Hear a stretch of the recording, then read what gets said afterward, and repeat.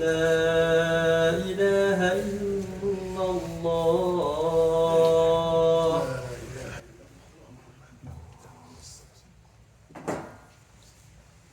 الحمد لله. الحمد لله الأول والآخر والظاهر والباطن.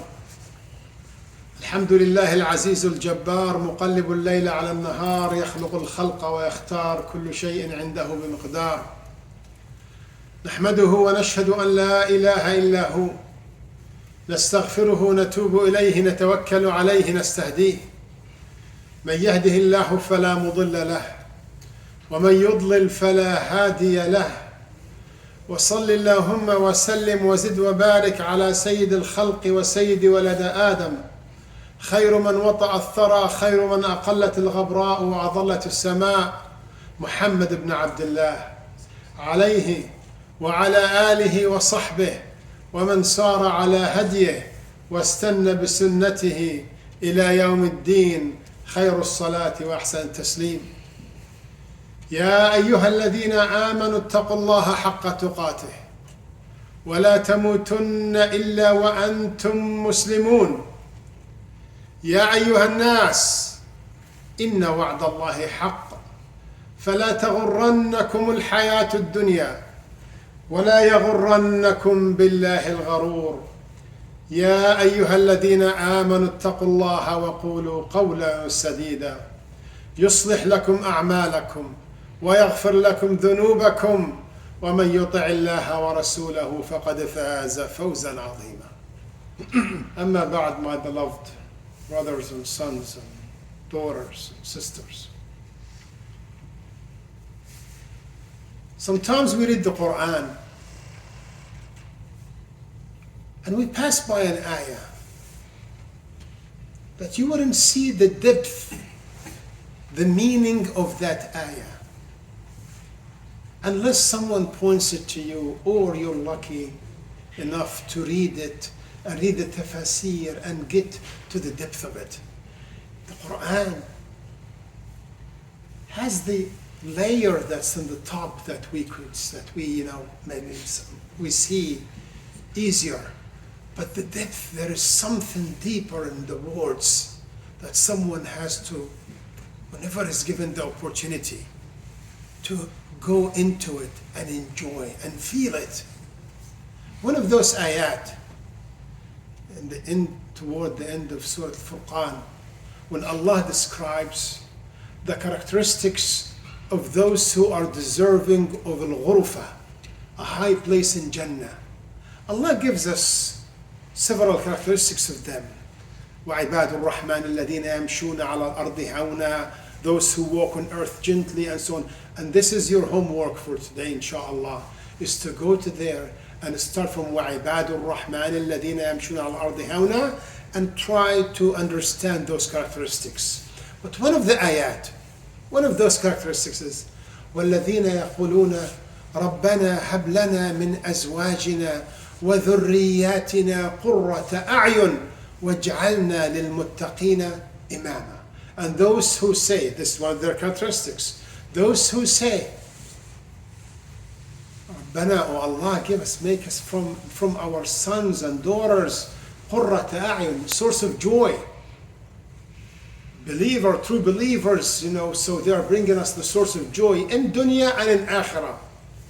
And then, and this is the one I want to point to you, وَاجْعَلْنَا لِلْمُتَّقِينَ إِمَامًا.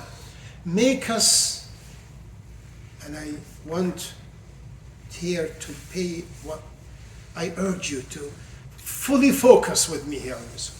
It says make us, doesn't say make us among the muttaqeen.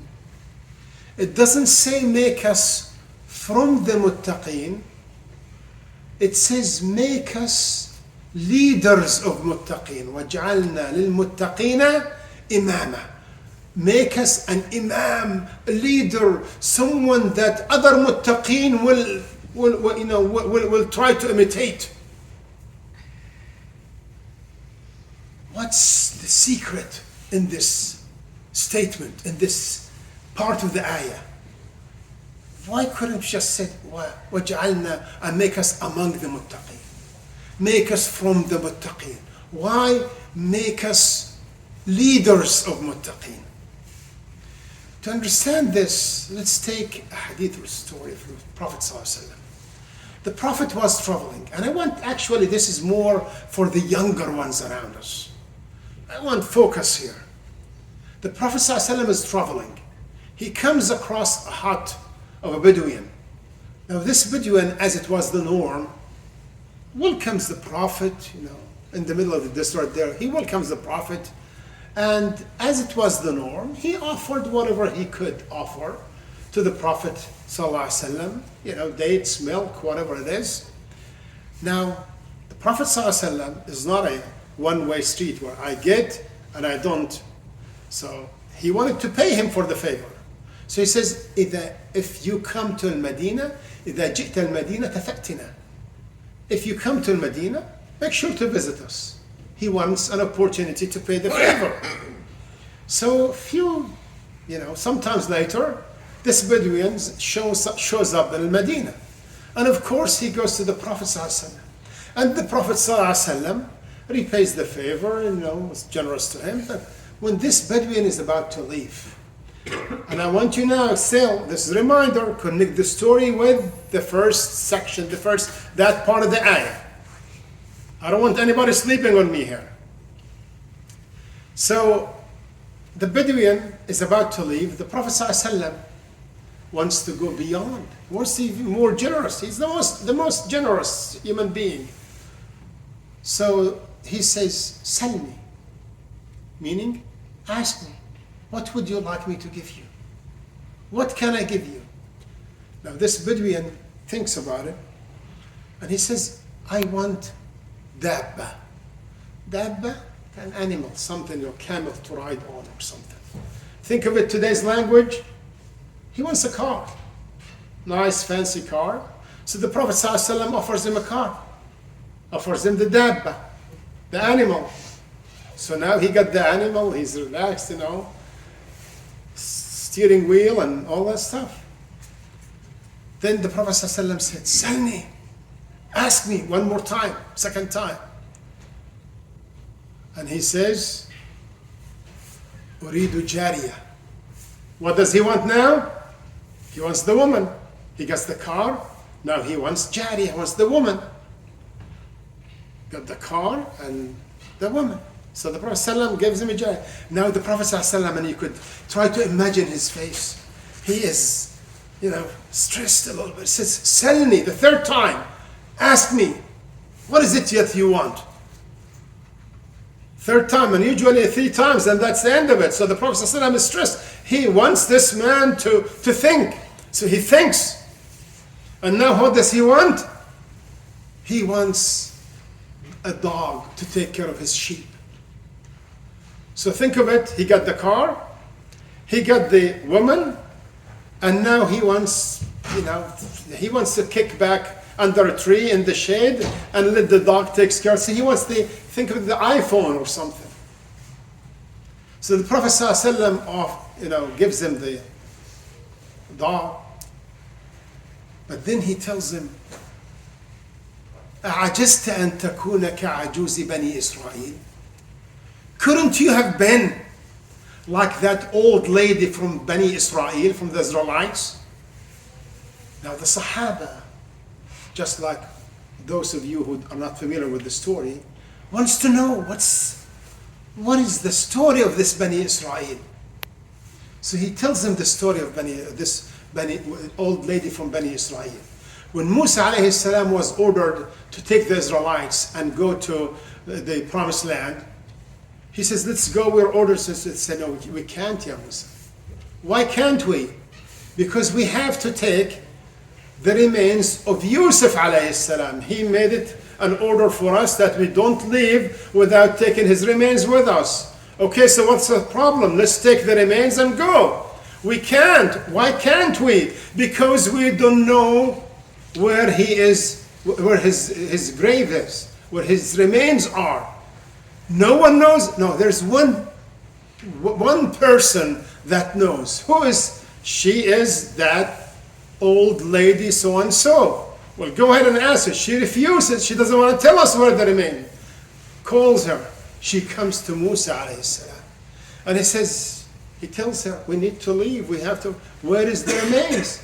She says, I will not tell you until you promise me one thing. Until you give me one thing. She says, okay, what is it that you want? Now, what do you think she wants? She wants the camel? She wants the dog? Or she wants a husband or a man or something? No. What do you want? مرافقتك في الجنة. She wants to be his companion in Jannah. She wants a very high goal. She set her aim at a very high goal. She is aiming high. She is not settling for a dog or an animal or a car or an iPhone. Her aim is, you see her, the Air Force aim high? Well, that's actually is a Muslim slogan. You are an aiming high kind. If you are a believer, if you are a true believer, you are meant to be an eagle. You shine, you soar high above the peaks. You're not a crowfish. You don't just go dig deep in holes and bury yourself and settle for the remains and for the remnants and for things. Your aim is so high. You're not meant to be a C student. Just anything get by. No, your aim is high. You are aiming for the A's in dunya and A's in akhirah. Now, tie that to that ayah. He is not settling for just being a believer. He wants to be leaders of believers. His aim is so high. That's why he's deserving of al-ghurfa. That's why he's deserving of the high places in Jannah. Because he's not settling for anything. His aim, he set his goals so high. And that's what a believer is supposed to be. He's supposed to have his goals and set them so high. He is aiming for the skies. He doesn't settle for it. He's not with the dust. A small wind doesn't just blow him different directions. No, he is steading fast. He is firm. He is tough. He will take it because as a believer, as someone who aims high, he knows there is a price for that. As the Arabic poet said, لولا المشقة ساد الناس كلهم الجود يفقر والإقدام قتال. If there wasn't, to be a leader, there is the price that you have to pay. There is that's a challenging aim. ألا إن سلعة الله غالية. If you're aiming for the سلعة Allah, for the goods of Allah, which is al-Jannah, then it's expensive. There's a price that has to be paid. And if you are not seeing the example right now around us, look toward Gaza and see the price they are paying. They could have settled for the dust. Wallahi, they could have said one statement. They could have uttered one statement. They could have just said one thing, and they would have lived happy life. They would have lived, prosperous life. Goods would have been, there would be no siege, nothing. They would have been but then they would have been like everybody that just eats, fills his stomach with rice and meat and goes to sleep, and that's it. Well, that's not a believer. A believer doesn't shy from paying the price when it's for the sake of Allah, when it's for the sake of justice and the sake of haqq and the sake of the ultimate goal, which is Jannah. You want Jannah, the price has to be paid. You want Jannah, this means you have to aim high. And aiming high means you look at yourself, seeing what the utmost that you could do, the utmost that you could accomplish, the utmost that you could upfront in this dunya. Some people may be able to advance, financially. Some others might be able to advance, in a written form. Some others might be able to advance in education, in educating, in helping. Whatever you can do, whatever you are able to do, then that's what your goal. That's where you are the leader. Some people ability to push, that is one. But everyone, regardless of how limited your power is, you can be a leader in your way, on your own. Someone might be a leader in making Qiyam al-Layl. Someone might be a leader in fasting Mondays and Thursdays. Someone might be a leader in this or that, but be a leader. Look at yourself. How can I optimize? How can I maximize my results, maximize my efforts? أقول قولي هذا استغفر لكم فاستغفروه فيا فوز المستغفرين.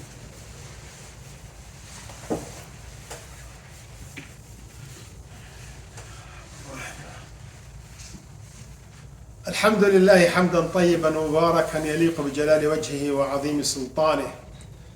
وصل اللهم وسلم وبارك على سيدنا محمد وعلى آله وصحبه أجمعين. Yes, brothers, yes, sons, leadership, being a leader, there is a price that you have to pay for it. But one thing you cannot be a leader if you don't do. You will never have a chance, in my humble opinion, to be a leader if you, and again, I'm talking here more for the younger among us, because you are the aim, you are the goal, you are the hope of this ummah. To be a leader, you have to optimize, maximize, perfect the use of your time. You cannot be a leader if your time is not worth it to you. You cannot be a leader if you don't use your time properly. You know why? Because what are we made of? You and I. We are made of minutes, seconds, and hours. Think of every one of us, think of himself like, the arrow is shot. It has left, and it's going, and it's going to hit the target. Some of us, they just started. Some of us are close. Some of us are closer, but eventually we all going to hit that target. That is the moment of death. So every moment, every second that passes, it brings you and I closer to the moment of death. So in essence, those minutes, those seconds, those hours, they are part of you. Every minute that passes, you have lost a minute of you. So if you respect your time, that means you respect yourself. If you don't respect your time, that means you don't respect yourself, you don't value yourself. So if you are to be a leader, you have to perfect the use of your time. If you spend your entire day doing this and playing this and shooting that, if you spend your entire night playing cards and this and that, then you got a problem with leadership. If you spend your time, I'm not going to say all the time or ibadat, but read, study, improve, learn. And instead of that thing, playing a game or watching worthless videos, watch a video about something that you will learn. Ask yourself this way, son, and brothers, sisters, daughters, whatever. After you spent that half an hour or hour or 2 or 10, ask yourself, what have you learned from this time? What have you accomplished? What have you accumulated? If the answer is nothing, then you wasted that time. If you've learned something, history, geography, seerah, astronomy, science, whatever it is, then you've accomplished something. Today, brothers, sisters, sons and daughters, you have an opportunity to show some leadership. And yes, leadership is costly. Leadership, there is a price to it. Your brothers here at the masjid asked me to come and appeal to you to help. They have this house that's next door here that they would like to, they've signed the contract, they're buying, and they want you to help fund it. And so inshallah, after the khutbah, after the salah, we'll spend just 2 or 3 minutes collecting funds, inshallah, for that masjid, for that house. And inshallah, we'll surprise them and collect what covers it, inshallah. So, and I, to protect your time also, so you don't give me, you don't, rush out of here. And I'm gonna make it shorter. Well, those 3 minutes, we're gonna take him out of the khutbah time, inshallah. So please, even if you're not planning on giving, don't just get up and make it more difficult for me. Just stay there. But inshallah, every one of us will do whatever we can. أسأل الله العظيم رب العرش العظيم أن يهدينا وإياكم أجمعين. اللهم آتنا في الدنيا حسنة وفي الآخرة حسنة وقنا عذاب النار. اللهم حرم أجسادنا على النار. اللهم اعتق رقابنا من جهنم. اللهم لا تدع لنا ذنبا إلا غفرته ولا عيبا إلا سترته ولا هما إلا فرجته ولا دينا إلا قضيته ولا حاجة لك فيها رضا ولنا فيها صلاح إلا قضيتها برحمتك يا أرحم الراحمين. اللهم رب الأرباب مسبب الأسباب مسخر السحاب هازم الأحزاب. اللهم انصر عبادك المجاهدين في كل بقاع الأرض. اللهم انصرهم في فلسطين وانصرهم في كل مكان. اللهم يا رب كن في عون أهلنا في غزة. اللهم كن في عون أهلنا في غزة.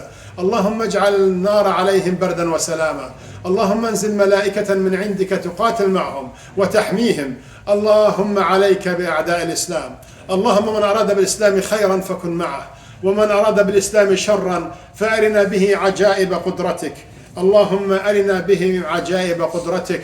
اللهم أرنا بهم عجائب قدرتك. اللهم اجعل كيدهم في نحورهم واجعل تدميرهم في تدبيرهم. اللهم اضرب الظالمين بالظالمين وأخرجنا من بينهم سالمين. وصل اللهم على محمد وعلى آله وصحبه أجمعين. عباد الله، إن الله يأمر بالعدل والإحسان وإيتاء ذي القربى وينهى عن الفحشاء والمنكر والبغي يعظكم لعلكم تذكرون. اذكروا الله يذكركم واستغفروه يغفر لكم وأقم الصلاة.